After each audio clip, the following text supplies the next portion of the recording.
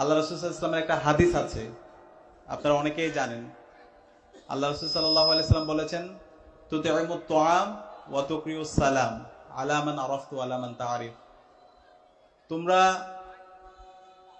একে অন্যকে খাওয়াবা। দুইটা কাজ করার প্রতি অনেক বেশি উদ্বুদ্ধ করা হয়েছে হাদিসের মধ্যে। এর মধ্যে এক নাম্বার কাজ হচ্ছে পরস্পরকে খাওয়ানোর প্রতিযোগিতা করা। দুই নম্বর হচ্ছে একে অন্যকে সালাম দেওয়া, সালামের প্রতিযোগিতা করা। পরিচিত অপরিচিত, ছোট বড়, বড় ছোট, যে যেখানে আমরা পারি সালামের প্রতিযোগিতা করা। তো এটা হচ্ছে আমাদের ইসলামের অন্যতম একটা কালচার। রাসূল ইসলাম একবার শিশুদের মাঝ দিয়ে যাচ্ছিল, তখন তিনি শিশুদেরকে তারা সালাম দেওয়ার আগে উনি সালাম দিয়ে দিছে। সুবহানাল্লাহ। তো এই সালামের প্র্যাকটিসটা আমাদের এই সমাজ থেকে হারিয়ে যাচ্ছে। অথবা আমরা যখন সালাম দিই, সালামের যে জবাব দেওয়া সুন্দরভাবে, সেটা অনেক ক্ষেত্রে করি না। মাশাআল্লাহ, আমরা এই চর্চাটা আমাদের ব্যক্তি জীবনে, আমাদের পারিবারিক জীবনে, আমাদের সামাজিক জীবনে সারা জীবন আমরা এই ছোট ছোট আমলগুলো করার চেষ্টা করব।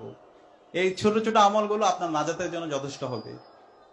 আমরা পারবো তো ইনশাআল্লাহ, ইনশাআল্লাহ। এবং আজকে আলোচনার শুরুতে আমাকে বারবার মাস্টার মাইন্ড, এরপর হচ্ছে মহানায়ক, বিভিন্নভাবে আমাকে পরিচিত করানোর চেষ্টা করা হচ্ছিল। কিন্তু আমি নিজেকে মাস্টার মাইন্ড, মহানায়ক অথবা এরকম কোনো বিশেষণ আমাকে বিশেষায়িত করতে চাচ্ছি না। এখানে আমাদের যদি মাস্টার মাইন্ড বলি, মহানায়ক বলি, আমাদের মূল মহানায়ক হচ্ছে আমাদের শহীদেরা। আমাদের যে 2000 ভাই বোন শহীদ হয়েছে, তারাই আমাদের মাস্টার মাইন্ড। আমাদের যে 40,000 ভাই বোনরা গাজী হয়েছে, তারাই আমাদের মাস্টার মাইন্ড। তাদের স্যাক্রিফাইসের মাধ্যমে, তাদের চোখ হারানোর মাধ্যমে, তাদের পা হারানোর মাধ্যমে, তাদের জীবনের বিনিময়ে আজকে আমরা নতুন বাংলাদেশ পেয়েছি। সুতরাং আমরা যেন আমাদের এই শহীদদেরকে, আমাদের যারা গাজী আছে তাদেরকে যেন আমরা সবসময় শ্রদ্ধার সাথে স্মরণ রাখি।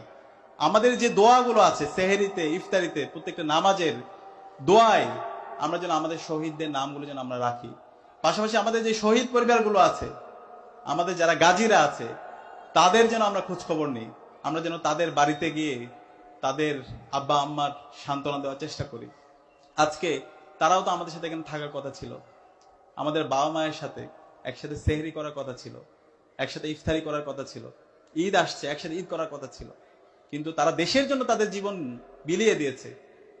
তো এই মানুষগুলোর কথা যেন আমরা স্মরণ রাখি, এবং এই পরিবারগুলো যাদের সন্তান হারিয়েছে, তাদের পরিবার হারা হয়েছে, তাদের পরিবারের যেন আমরা অংশ হয়ে যেতে পারি, তারা যেন তাদের কষ্ট অনুভব না করে। আমরা কি পারবো ইনশাআল্লাহ?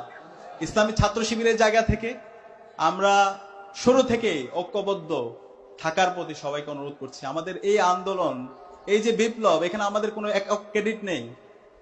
আমরা